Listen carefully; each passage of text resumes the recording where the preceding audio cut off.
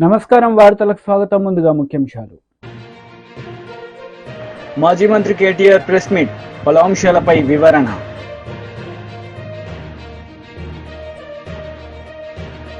TDP leader Varla Ramaiah press meet, పలు అంశాలపై వివరణ.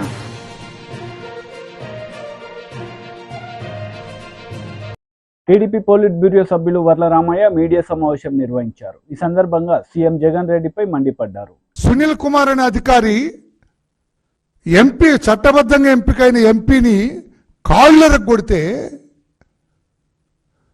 చట్టబద్ధంగా దుర్మార్గంగా ఎవరిని కాదంటే అతను మొన్న కూడా చూశారు, ఎవరో మొగుడి పిల్లల కేసు కూడా డబ్బులు తీసుకొని ఎఫ్ఐఆర్ కట్టారట సునీల్ కుమార్ చెబుతూ ఉన్నారు. అటువంటి అధికారిని వీఆర్లో పెడితే అతని ఆత్మగౌరవం మీద పాశవిక దాడా, ఆటవిక దాడా? What is this nonsense? Group 1 పరీక్షల కుంభకోణంలో మెరిట్ విద్యార్థుల భవిష్యత్తును నాశనం చేసి ఇనప పాదాల కింద తొక్కేసిన ఐఏఎస్ని వీఆర్లో పెడితే మీకు ఇది ఆటవిక దాడిలా కనపడిందా? పాశవిక దాడిలాగా కనపడిందా? ఐఏఎస్ ఆఫీసర్ ఆ ఏపీపీఎస్సి నిరుద్యోగుల జీవితాలతో ఆడుకున్నాడు. అతను ఆడుకున్న ఆ దుర్మార్గుడైన ఐఏఎస్ ఆఫీసర్ని వీఆర్లో పెడితే నీకు పాపం అనిపించిందా? చంద్రబాబు గారు కాబట్టి వీఆర్తో పోనిచ్చాడు ఆయన. వీళ్ళందరూ కూడా సస్పెండ్ చేయండి, మేము సస్పెండ్ చేయమని అడిగాం. ఈ అధికారులందరూ కూడా they deserves to be suspended. Criminal కేసులు రిజిస్టర్ చేయాలి వీళ్ళందరి మీద. అంతటి ఘనా పార్టీలు వీళ్ళందరూ ఈ రకంగా ఉంటే 170 మంది అడిషనల్ ఎస్పీ, డిఎస్పీ, సిఐల్ని నెలల తరబడి, సంవత్సరం తరబడి వీఆర్లో ఉంచారు జగన్మోహన్ రెడ్డి గారు, మీ ప్రభుత్వం. అప్పుడు మాట్లాడలేదు. ఇప్పుడు కొంతమంది ఎవరో మాట్లాడుతున్నారు, ఆ పని బాట లేని అధికారులు, ఖాళీగా ఉన్న అధికారులు. జగన్మోహన్ రెడ్డి గారి మోచేతి నీళ్లు గతంలో తాగిన కొంతమంది, నాకేం భయం, ఎప్పుడు తాగారు, ఎక్కడ తాగారు అని కూడా చెప్పగలను గట్టిగా మాట్లాడితే. జగన్మోహన్ రెడ్డి గారి మోచేతి నీళ్లు త్రాగిన కొంతమంది మాట్లాడుతున్నారు, అయ్యో అన్యాయం జరిగింది. రా ఒక చర్చకి. I will name certain officers who have been kept in వీఆర్లో పెట్టిన వాళ్ళ గురించి చరిత్ర నేను విప్పుతా. మీరు చర్చకి రండి. ప్రభుత్వం ఇంకా ఈ అవినీతి అధికారుల పట్ల ఇంకా ఉదాసీనతగానే ఉంది. చంద్రబాబు గారు ఇంకా వీళ్ళ పట్ల దయతోటే ఉన్నాడు ఆయన, అంతేగాని వేరే కాదు అని చెప్పి కూడా నేను తెలియచేస్తూ ఉన్నాను. నేను ఇంకొకటి చెబుతాను. జగన్ దుర్మార్గానికి, దురాఘాతాలకి బలైన ఉన్నతాధికారులు కొందరు గురించి చెబుతాను. అత్యంత నిబద్ధత కలిగిన ముద్దాడ రవిచంద్ర గారిని 2023 నుంచి ఎన్నికలు అయ్యే వరకు కూడా పోస్టింగ్ అవ్వకుండా వెయిటింగ్లో పెట్టారు. దీని మీద మాట్లాడలేదేం సార్ మీరందరూ? ఇది పాశవిక క్రీడలాగా కనిపించలేదా జగన్మోహన్ రెడ్డిది మీకు? నీతిపరుణ శ్రీనరేష్ ఐఏఎస్ గారికి పోస్టింగ్ ఇవ్వకుండా వేధించటం అరాచకం కాదా? 2019లో మీ ప్రభుత్వం ఏర్పడిన తర్వాత యూపీ కేడర్కు చెందిన రాజమౌళి ఐఏఎస్ గారు 14 నెలలు అతను వెయిటింగ్లో పెట్టారు. చివరి 7 రోజుల ముందు పోస్టింగ్ ఇస్తే తర్వాత డెప్యుటేషన్ అయి పాపం యూపీకి పరిగెత్తారు ఆయన. అది ఆటవిక చర్య కాదా? అప్పుడు మాట్లాడలేదేం? అప్పుడు మీ నోరు పెగలేదేం? స్వరంజిత్ సేన్ గారు, ఇంకా ఎవరైనా రిటైర్డ్ ఐఏఎస్ అన్న కృష్ణారావు గారు, అప్పుడు మీ నోళ్ళు పెగలేదే? ఇప్పుడు ఏదో జగన్మోహన్ రెడ్డి గారి టీంకి ఏదో బాధ కలిగిందని మీరెక్కువ బాధపడుతూ ఉన్నారు. వై? అప్పుడు ఏమైంది మీ నోరు? What is this non sense అని అడగలేదేమి జగన్మోహన్ రెడ్డి గారిని? విజయసాయి రెడ్డి అంటే A2 అత్యంత నేర చరిత్ర కలిగిన విజయసాయి రెడ్డి ఎంపీ అండి. ఎంపీ బాగా పరిచయాలు ఉన్నాయి రాష్ట్రంతో ఆయనకి. వైజాగ్ అంటే బాగా గుర్తొస్తాడు ఆయన. ఆయన్ని కలిసి ఆయన్ని ప్రసన్నం చేసుకుంటే తప్ప సతీష్ చంద్ర అనే ఒక సీనియర్ ఐఏఎస్ ఆఫీసర్కి పోస్టింగ్ రాలేదు. అప్పుడు మాట్లాడలేదేం? సతీష్ చంద్రకి ఎందుకు పోస్టింగ్ ఇవ్వలేదు అని అడగలేదేమి? మాజీ మంత్రి కేటీఆర్ మీడియా సమావేశం నిర్వహించారు. ఈ సందర్భంగా పలు అంశాలపై ఆయన మాట్లాడారు. దాని నుంచి అటెన్షన్ డైవర్ట్ చేయడానికి ఇవాళ ఈ రకమైన విన్యాసాలు చేస్తున్నారని నేను అనుకుంటా ఉన్నా. రేవంత్ రెడ్డి కాంగ్రెస్ పార్టీ చెప్పిన ఈ రుణమాఫీ ఏదైతే ఉందో ఇది స్వతంత్ర భారత చరిత్రలోనే అతి పెద్ద ద్రోహం రైతులకి. మేనిఫెస్టోలో మాట ఇచ్చి డిసెంబర్ 9 నాడే 2 లక్షల రుణమాఫీ అని చెప్పి చేసిన అతి పెద్ద మోసం ఈ రుణమాఫీ. ఒక దారుణమైన దగ, ఒక మాయ. రైతన్నలతో ఒక క్రూరమైన పరిహాసం ఆడిన మరి పరిస్థితి ఈరోజు కాంగ్రెస్ పార్టీది. ఒక మాటలో చెప్పాలంటే అడ్డగోలు ఆంక్షలు, అర్థం లేని షరతులు, కొర్రీలు, కూతలు, కోతలు, మొత్తంగా చెప్పినట్టయితే అన్నదాతలను నిండా ముంచిన పరిస్థితి ఈ రుణమాఫీ ద్వారా. అర్హులైన ఎన్నికలకు ముందేం చెప్పారు? డిసెంబర్ 9 నాడు వీడియో మీరు అందరూ చూసే ఉంటారు, మళ్ళీ చూపెట్టి నేను మీకు బోర్ చేయను, సోషల్ మీడియా అంతా తెలుసు. డిసెంబర్ 9 నాడు ఒకటే రోజు ఒకటే సంతకంతో అర్జెంటుగా 2 లక్షల రుణమాఫీ చేస్తా అని చెప్పింది రేవంత్ రెడ్డి. ఒకే సంతకంతో సింగిల్ స్ట్రోక్లో. రెండో మాట ఏమన్నారు ఆయన? నిన్న మొన్నటిదాకా కేసీఆర్ గారు ₹1,00,000 రుణమాఫీ ఏదైతే చేసినారో ఆ రుణమాఫీ పొందిన వాళ్ళు కూడా మీరు అర్జెంటుగా బ్యాంకుకు పోండి, వెంటనే 2 లక్షలు తెచ్చుకోండి, నేను వస్తున్నా, డిసెంబర్ 9 నాడు రుణమాఫీ చేస్తున్నా అని చెప్పిందే రేవంత్ రెడ్డి గారు. అయితే ఈ 2 లక్షల రుణమాఫీ అనే మాట వచ్చినప్పుడు చాలామంది మిత్రులు, రైతులు కానీ జర్నలిస్టులు కానీ చాలామంది ఆలోచన చేసినారు, 2 లక్షల రుణమాఫీ అంటే ఎంత అవుతుంది, ఎంత అవుతుంది అన్నప్పుడు ఇదే రేవంత్ రెడ్డి గారు చెప్పారు. అది కూడా వీడియో ఉంది, మీకు కావాలంటే ప్లే చేస్తా. 40,000 కోట్ల రూపాయలు. ఏ పాటిదయా 40,000 కోట్లు? ఒక్క సంవత్సరం నేను కడుపు కట్టుకుంటే చాలు 40,000 కోట్లు అనాయాసంగా కట్టేస్తా. ఇది ఆయన నోట్లోంచి వచ్చిన మాట, కావాలంటే మీకు ప్లే చేసి చూపెడతా. ఒక్క సంవత్సరం నేను కడుపు కట్టుకుంటే, అవినీతికి పాల్పడకపోతే, ఆయన అన్నమాట రేవంత్ రెడ్డి, మీకు పంపిస్తా కావాలంటే అందరికీ. ఒక్క సంవత్సరం కడుపు కట్టుకుంటే 40,000 కోట్లు అట్ట కట్టేయచ్చు అనాయాసంగా. ఇది ఆయన చెప్పిన మాట. దాని పర్యవసానంగా పేపర్లు రాసింది ఆనాడు. ఏం రాశారు? ఇది సాక్షి పత్రిక. 40,000 కోట్ల రూపాయలతో రుణమాఫీ. ఎట్లా వచ్చారు ఈ అంచనాకు? రేవంత్ రెడ్డి గారు ఏ రోజైతే చెప్పారో ఒక సంవత్సరం కడుపు కట్టుకుంటే 40,000 కోట్ల రుణమాఫీ ఈజీగా చేయొచ్చు అని చెప్పిండో, ఇక ఇది 40,000 కోట్ల లెక్క. ఎట్లొచ్చిండ్రు ఆ లెక్కకి? సీఎం చెప్పారు, మొత్తంగా ఎన్నికల వేళ ఏమేం చెప్పిండ్రో అవన్నీ లెక్కలేసి చాలా వివరంగా క్రోడీకరించి పెట్టిండ్రు 40,000 కోట్లను. సరే, మరొక పత్రిక ఏం చేసింది? 40,000 కాదు 35,000 కోట్లు అవుతుంది అని చెప్పి ఈనాడు పత్రిక. ఇక్కడ సాక్షి రాస్తే మళ్ళీ సాక్షి రాసింది వాళ్ళకి ఏదో ఎజెండా ఉందంటారు, అందుకే ఈ పత్రిక కూడా వచ్చిన. ఈనాడు పత్రిక వీళ్ళు ఏమన్నారు? 40,000 కాదు 35,000 కోట్లు అవుతుంది. 35,000 కోట్లు ఎట్లా? సో రేవంత్ చెప్పిందేమో 40,000 కోట్లని, దానికి ఆధారంగా ఒక పత్రిక రాస్తే తర్వాత 35,000 కోట్ల సేకరణ ఎట్లా అని చెప్పి కసరత్తు జరుగుతోంది అంటూ ఈనాడు పత్రిక వైసీపీ లీడర్ మీడియా సమావేశం నిర్వహించారు. ఈ సందర్భంగా పలు అంశాలపై ఆయన మాట్లాడారు. కానీ ఏది కూడా ఈరోజు ప్రకటించలేకపోయాడు. ఈరోజు జగన్మోహన్ రెడ్డి గారి మీద మేము కక్ష కట్టాం, కక్షపూరితంగా వ్యవహరిస్తాం, రాజకీయ వేధింపులుంటాయి, కక్ష సాధింపులకు పాల్పడతాం అనేటువంటి పరోక్షంగా ప్రత్యక్షంగా సంకేతాలు ఇచ్చాడు తప్ప ప్రజలకు ఎటువంటి మేలు చేస్తాం అనేటువంటి దాఖలాలు లేవు. ఈరోజు నిన్ననే లోకేష్ ఒక ట్వీట్ కూడా చేశాడు. రెడ్ బుక్కి సంబంధించినటువంటి మేము రెడ్ బుక్ పాలనని అందిస్తాం, రెడ్ బుక్ పాలనకు కట్టుబడి ఉన్నాం, రెడ్ బుక్ రాజ్యాంగాన్ని అమలు చేస్తామని. ఈరోజు చంద్రబాబు నాయుడు దురదృష్టం, ఆయన ప్రసంగంలో కూడా ఆ రెడ్ బుక్ ఆదేశానుసారం మేము పనిచేస్తాము అనేటువంటి సంకేతాలు ఇవ్వడం, దాని గురించి మాట్లాడడం. ఈరోజు చంద్రబాబు నాయుడు ఒక మాట చెప్పాడు. మొన్నటి జరిగినటువంటి ఎన్నికల్లో ప్రజలు స్వాతంత్రాన్ని సంపాదించుకున్నారు అని చెప్పి మాట్లాడాడు. అంటే నువ్వు ఎన్నిసార్లు ఓడిపోయావు?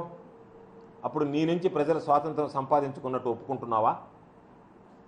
అంటే నీ ఉద్దేశం ఎవరన్నా ఓడి నువ్వు గెలిస్తే మాత్రం ప్రజలు స్వాతంత్రం సాధించుకున్నట్టు, నీకు ఓటు వేయకుండా నిన్ను ఓడిస్తే మాత్రం అది ప్రజల దౌర్భాగ్యం అన్నట్టు. అంటే నీ పాలనను కోల్పోతే అది ప్రజల దౌర్భాగ్యం, నీకు పాలన అందిస్తే మాత్రం ప్రజల స్వాతంత్రం ద్వారా సాధించి నీకు పాలన అందించినట్టుగా భావించడం. కాబట్టి చంద్రబాబు నాయుడు అధికారంలోకి వచ్చిన తర్వాత స్వాతంత్రం పక్కన పెడితే ఎవరికి స్వాతంత్రం ఇచ్చావు నువ్వు? హత్యలు చేసేటువంటి వాళ్ళకి, దౌర్జన్యాలు చేసేటువంటి వాళ్ళకి, అవినీతికి పాల్పడేటువంటి వాళ్ళకి, విధ్వంసం సృష్టించేటువంటి వాళ్ళకి, పేకాట రాయిళ్ళకి, ఇటువంటి వ్యక్తులకి స్వాతంత్రం ఇచ్చావు తప్ప ఎవడైనా నీతిగా నిజాయితీగా న్యాయబద్ధంగా వ్యవహరించేటువంటి వాడు పూర్తిగా నీ ప్రభుత్వంలో స్వాతంత్రం కోల్పోయాడు. మరో మాట చెప్పాడు ఈరోజు చంద్రబాబు. జగన్మోహన్ రెడ్డి గారు ఒక్క ఛాన్స్ అని అడిగారు, ఒక్క ఛాన్స్ ఇస్తే ఈ రాష్ట్రం ఈ విధంగా అయిందన్నాం. అవును, మేము గర్వంగా చెప్తున్నాం. జగన్మోహన్ రెడ్డి గారికి ఒక్క ఛాన్స్ ఇస్తే చంద్రబాబు నాయుడు జీవితంలో చేతకానటువంటి చంద్రబాబు నాయుడు 4 సార్లు ఈ రాష్ట్రానికి ముఖ్యమంత్రిగా పనిచేస్తే డీబీటీ ద్వారా 4,000 కోట్ల రూపాయలు ఇవ్వలేకపోయినటువంటి అసమర్థుడుగా ఉన్నటువంటి చంద్రబాబు నాయుడు గుర్తుంచుకోవాల్సింది. జగన్మోహన్ రెడ్డి గారికి ఒక్క ఛాన్స్ ఇస్తే 2,71,000 కోట్ల రూపాయలు ఈరోజు డీబీటీ ద్వారా నేరుగా పారదర్శకంగా ఎవరికి సంబంధం లేకుండా ఈరోజు ప్రజలకు అందించేటువంటి కార్యక్రమానికి జగన్మోహన్ రెడ్డి గారు నాంది పలికాడు. అదేవిధంగా ఈరోజు అనేక రంగాలు, విద్యలో కానీ, వైద్యం కానీ, వ్యవసాయ రంగాలకు సంబంధించి కానీ ఎక్కడా ప్రజలు ఎటువంటి ఇబ్బందులు పడకూడదనేటువంటి ఆలోచన చేసి ఈరోజు ఆ రంగాలకు సంబంధించి అన్ని విధాలు కూడా అండగా నిలిచినటువంటి పరిస్థితి అని చెప్పి మీ అందరికీ సందర్భంగా గుర్తు చేస్తున్నాను. కాబట్టి ఇటువంటి పరిస్థితుల్లో చంద్రబాబు నాయుడు జీవితంలో జరగనటువంటి పనులు, చంద్రబాబు నాయుడు 4 సంవత్సరాలుగా ఉన్నప్పుడు కనీసం చంద్రబాబు నాయుడుకు గుర్తుకు రానటువంటి పనులు, చంద్రబాబు నాయుడు ఆలోచన కూడా చేయడానికి సాహసించినటువంటి పనులు జగన్మోహన్ రెడ్డి గారు ఈరోజు ప్రజలకు అండగా నిలిచి ప్రజలకు అనేక రకాలైనటువంటి అభివృద్ధి సంక్షేమ కార్యక్రమాలు అమలు చేయడం జరిగింది. ఈరోజు చంద్రబాబు నాయుడు టెర్రరిస్టులాగా వ్యవహరించినారు, టెర్రరిజాన్ని గురించి మాట్లాడుతుంటే దొంగ అన్నట్టుగా ఈరోజు చంద్రబాబు నాయుడు టెర్రరిజం గురించి మాట్లాడుతున్నాడు. చంద్రబాబు నాయుడు నియంత పాలన గురించి మాట్లాడుతున్నాడు. చంద్రబాబు నాయుడు కన్నా నియంత, చంద్రబాబు నాయుడు కన్నా ఈరోజు టెర్రరిజం సృష్టించినటువంటి వాడు, టెర్రరిస్టులాగా పరిపాలించినటువంటి వాడు ఆంధ్ర రాష్ట్ర చరిత్రలో బహుశా ఎవ్వరూ లేరు.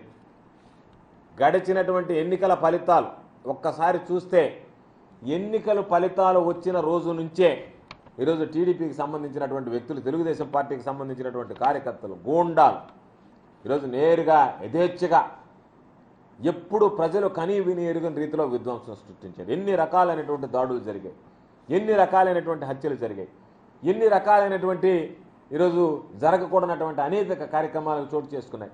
ఇవన్నీ ఒక్కసారి ఆలోచన చేస్తే బహుశా చంద్రబాబు నాయుడు కూడా ఒక్కసారి సిగ్గుపడాల్సినటువంటి పరిస్థితి ఏర్పడుతుంది. రాష్ట్రానికి ఒక పెద్దలాగా వ్యవహరించాల్సినటువంటి వాడు, ఏదన్నా పొరపాటు జరిగితే వాటిని నియంత్రించాల్సినటువంటి వాడు, నియంత్రించగలిగేటువంటి స్థానంలో ఉన్నటువంటి వాడు ఒక ముఠా నాయకుడిగా వ్యవహరిస్తే ఏ విధంగా ఉంటుందనేటువంటిది ఈరోజు రాష్ట్రంలో చంద్రబాబు నాయుడు ముఖ్యమంత్రిగా పనిచేస్తున్నాడా, ముఠా నాయకుడిగా వ్యవహరిస్తున్నాడా అనేటువంటిది ఈరోజు ప్రజలే ఈరోజు అర్థం చేసుకునేటువంటి పరిస్థితి అని చెప్పి సందర్భంగా తెలియజేస్తున్నారు. చంద్రబాబు నాయుడు చెప్పాడు, అమరావతిని పురిట్లోనే చంపేశారని చెప్పి. అమరావతిని అసలు పురిట్లో చంపేయడానికి కారకుడు ఎవరు, ఎక్కడ రాజధాని పెట్టాలనేటువంటి ఆలోచన చేసి నీ ధనదాహం కోసం నీవు ఎక్కడైతే రియల్ ఎస్టేట్ వ్యాపారం ద్వారా డబ్బు సంపాదనకు అనుకూలంగా ఉంటుందనేటువంటి ఆలోచనలో పడి ప్రజల శ్రేయస్సును విస్మరించి ఎక్కడ నీకు భూమి దొరుకుతుంది, ఎక్కడ నువ్వు రియల్ ఎస్టేట్ వ్యాపారాన్ని అభివృద్ధి చేసుకోగలవు, ఎక్కడ నువ్వు సంపాదించుకోగలవు అనేటువంటి దాని మీద దృష్టి పెట్టావు తప్ప ప్రజలకు సంబంధించి ప్రజా రాజధాని కావాలనేటువంటి దాని మీద దృష్టి పెట్టలేదు. దానివల్ల 5 సంవత్సరాలు నీ పరిపాలనలో మంచి స్థలం అంటే ప్రజలకు ఉపయోగకరమైనటువంటి స్థలం కన్నా నీ ఆదాయ మార్గాలకి ఏదైతే అనువుగా ఉంటుందనేటువంటి దాన్ని అన్వేషించి దానికి సంబంధించినటువంటి ఆ ప్రయత్నంలో జాప్యం చేసి అసలు రాజధాని అనేటువంటి దానిని రియల్ ఎస్టేట్ వ్యాపారానికి ఈరోజు ఉపయోగపడేటువంటి విధంగా తయారు చేసుకున్న తప్ప ప్రజల ఆకాంక్షలకు అనుగుణమైనటువంటి రాజధాని తీసుకురావాలనేటువంటి ఆలోచన నీలో కనిపించలేదు. కాబట్టే రాజధాని విషయంలో జాప్యం జరిగింది. కాబట్టి అమరావతికి సంబంధించి పురిట్లో చంపేసింది ఎవరు అంటే ఆ ఆలోచన రాకముందే, దాన్ని రానివ్వకముందే నిస్వార్థ ప్రయోజనాల కోసం రాష్ట్ర ప్రజల ప్రయోజనాలను తాకట్టు పెట్టావు. కాబట్టే ఈరోజు బీజేపీ లీడర్ మీడియా సమావేశం నిర్వహించారు. ఈ సందర్భంగా పలు అంశాలపై ఆయన మాట్లాడారు.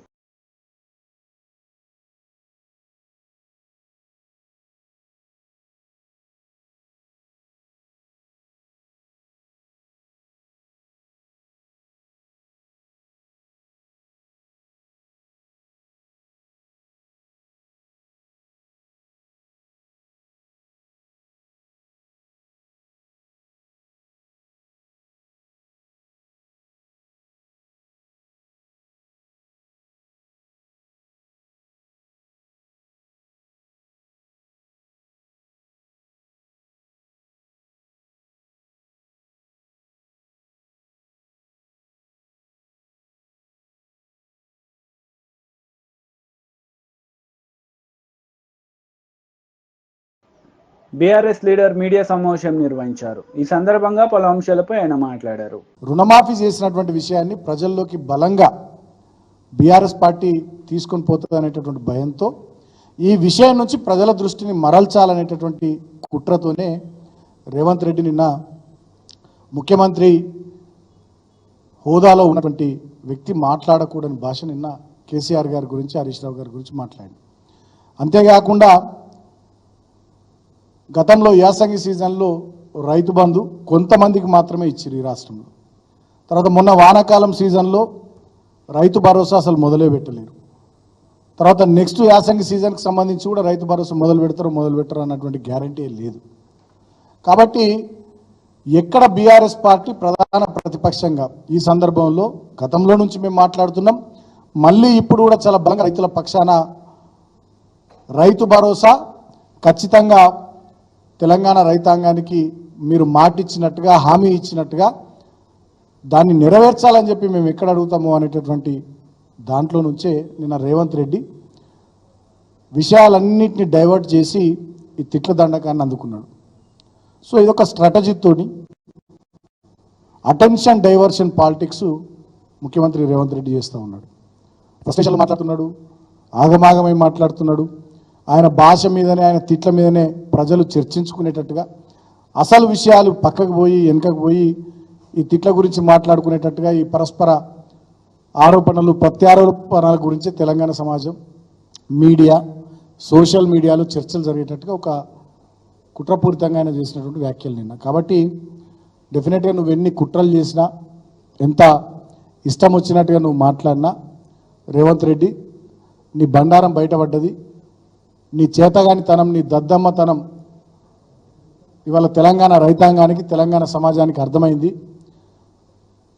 మొత్తం రుణమాఫీ పేరిట తెలంగాణ రైతులను నువ్వు ఏ రకంగా దోకా చేసినావు, ఏ రకంగా దగా చేసినావు, ఏ రకంగా మోసం చేసినావు. ఇవాళ 15 ఆగస్టు నాటికే 2 లక్షల రూపాయల రుణమాఫీ మొత్తం తెలంగాణ రైతాంగానికి చేసేస్తామని చెప్పి అనేక రకాలుగా దాంట్లో కోతలు పెట్టి కేవలం కొద్దిమందికి చేసి మొత్తం చేసిన అని చెప్పి పేపర్ యాడ్లు ఇచ్చుకున్నప్పటికీ కూడా నేను నమ్మే పరిస్థితుల్లో తెలంగాణ సమాజం లేదు అని చెప్పి, ఒక మోసగాని చేతికి ఇవాళ రాష్ట్రం పోయిందని చెప్పి, ఒక ద్రోహుని చేతికి ఇవాళ రాష్ట్రం పోయిందని చెప్పి, ఒక దగాకోరు చేతికి, ఒక రైతు వ్యతిరేకి చేతికి ఇవాళ రాష్ట్రం పోయిందని చెప్పి తెలంగాణ సమాజం, తెలంగాణ రైతాంగం బాధపడే పరిస్థితి ఇవాళ తెలంగాణలో తీసుకొచ్చినావు.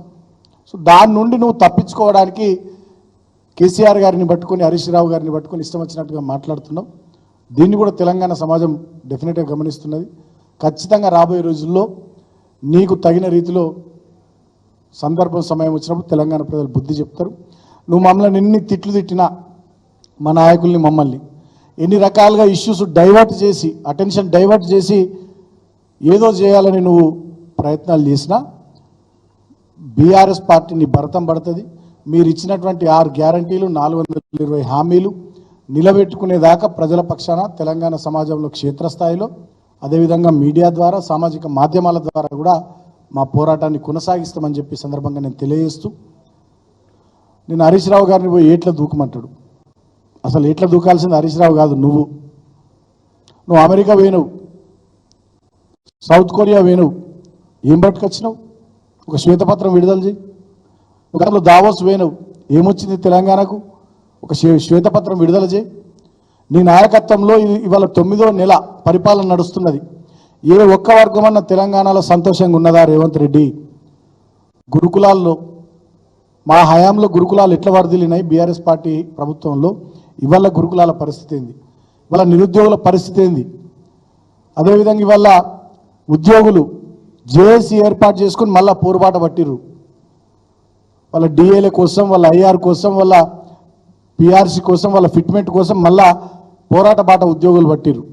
రైతాంగం అంతా ఇవాళ కరెంటు చక్కగా వస్తలేదు, నీళ్లు చక్కగా వస్తలేవు, రుణమాఫీ జరుగుతలేదు, రైతు భరోసా లేదు, పంటలు కొంటలేరు, ఊళ్ళల్లో చాలా ఇబ్బందికరమైనటువంటి పరిస్థితి ఉందని చెప్పి రైతాంగం అంతా ఆందోళనలో ఉన్నారు.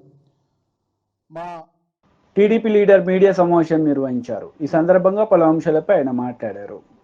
ఆయన విగ్రహాన్ని వీళ్ళు రాజకీయానికి వాడుకుంటా ఉన్నారు. ఆయన విగ్రహాలకి వైసీపీ రంగులేసినప్పుడు ఈ నాయకులు ఏమయ్యారు? అమలాపురం, పిఠాపురం, అనంతపురాల్లో అంబేద్కర్ గారి విగ్రహాలు ధ్వంసం చేసినప్పుడు ఈ వైసీపీ నాయకులు ఏమయ్యారని చెప్పి నేను అడుగుతున్నా.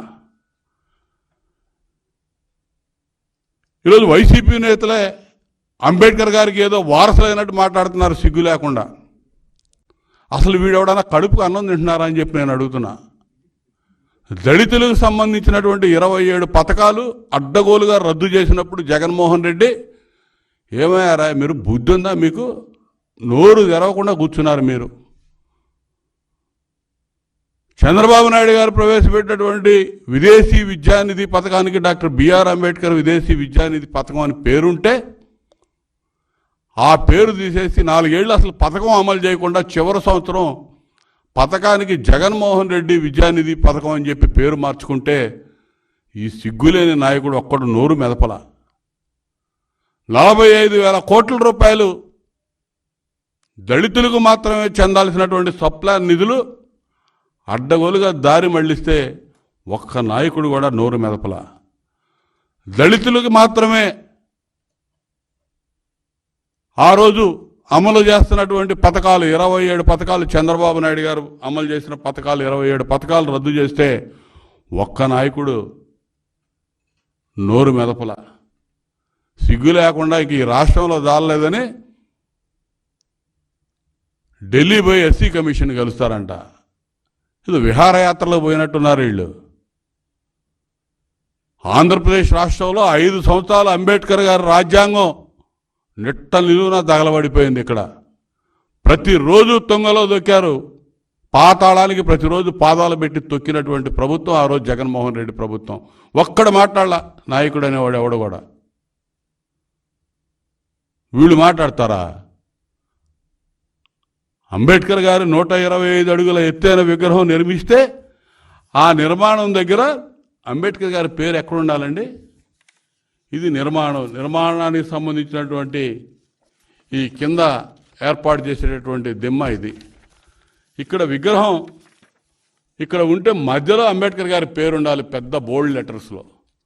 తీసుకొచ్చి ఒక చివర అంబేద్కర్ గారి పేరు పెట్టి ఈ మధ్యలో ఎక్కడో పెద్ద అంబేద్కర్ గారి కంటే పెద్ద అక్షరాలతో జగన్మోహన్ రెడ్డి పేరు పెడితే కుమిలిపోయినటువంటి వ్యక్తులు, బాధపడ్డటువంటి వ్యక్తులు, అంబేద్కర్ గారి అభిమానులు, అంబేద్కర్ గారు అంటే ప్రాణం ఇచ్చేటటువంటి వ్యక్తులు ఎవరో ఆ జగన్మోహన్ రెడ్డి పేరు తీసేశారు. దానికి తెలుగుదేశం పార్టీకి ప్రభుత్వానికి ఎటువంటి సంబంధం లేదు. బాధాతప్త హృదయంతో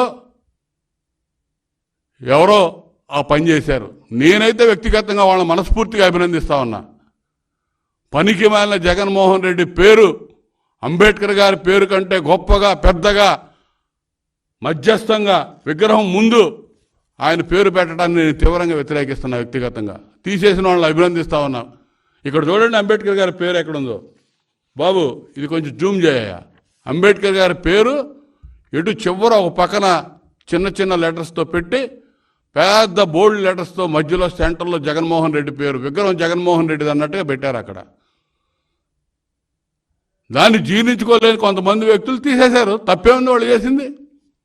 దానికి నానా యాగి చేస్తా ఉన్నాడు ఒక్కొక్కడు వారం రోజుల నుంచి. వార్తలు ముగించే ముందు ముఖ్యాంశాలు మరోసారి. మాజీ మంత్రి కేటీఆర్ ప్రెస్ మీట్, పలు అంశాలపై వివరణ.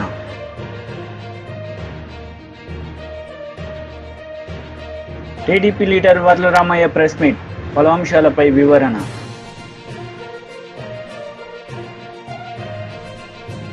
ఈ వార్తలు ఇంతటితో సమాప్తం. తిరిగి ప్రసారమయ్యే వార్తలు మళ్ళీ కలుద్దాం. అంతవరకు సెలవు. నమస్తే.